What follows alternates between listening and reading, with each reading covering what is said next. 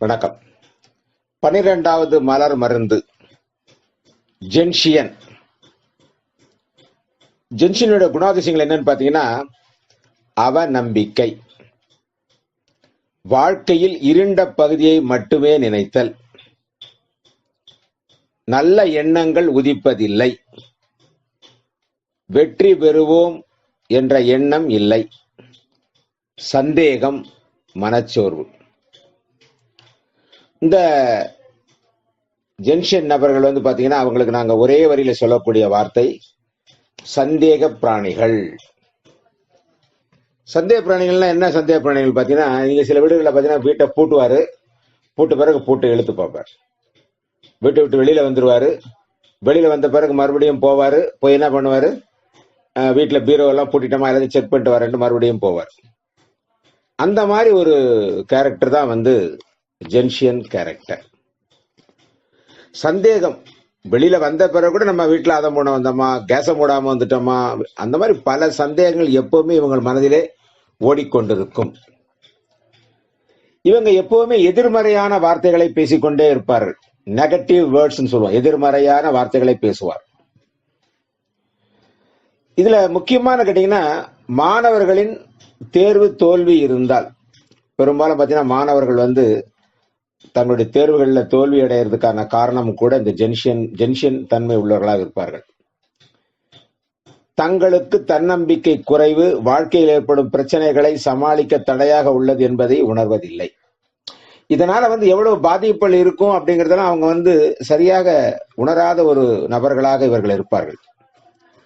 எப்ப பார்த்தாலும் எதிர்மறையான வார்த்தைகளை பேசிக்கொண்டு மற்றவர்களிடம் நம்பிக்கை இல்லாமல் இருப்பவர்களுக்கும், தங்கள் செய்யும் காரியங்களில் ஏற்படும் தடைகளை மனத்தளர்ச்சி அடைபவர்களுக்கும் ஜென்ஷன் நல்ல பலன் தரும்.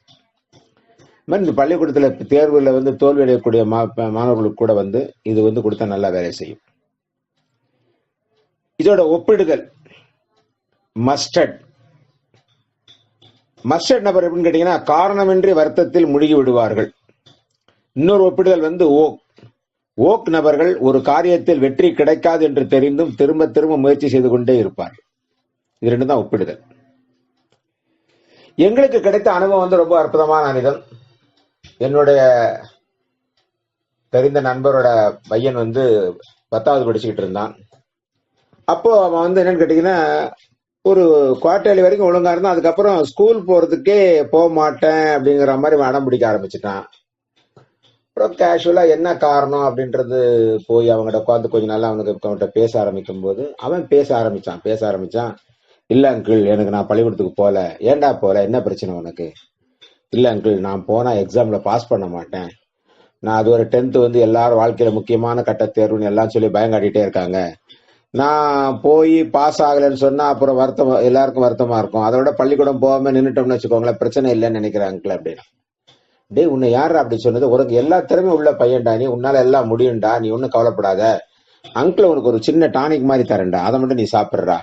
அப்புறம் நீ ஸ்கூல் போகாத ஒரு 5 நாள் டைம் தரேன். 5 நாளுக்கு அப்புறம் நீ போறது போகாத முடிவு பண்ணிக்கலாம். உங்க அப்பா அம்மா யாரும் ஒண்ணு கேட்க மாட்டாங்கடா அப்படின்னு. சரி அங்கிள், நீங்க கொடுக்கறத நான் பண்றேன். அவனுக்கு நான் ஜென்ஷியன் கொடுத்தேன். 3வது நாளே என்கிட்ட வந்தான். அங்கிள், இப்ப எனக்கு ஸ்கூல் போலன்ற தன்னம்பிக்கை வந்துருது அங்கிள். நான் இப்போ ஸ்கூல் போறேன் அங்கிள், நான் போறேன் அங்கிள் அப்படின்னா.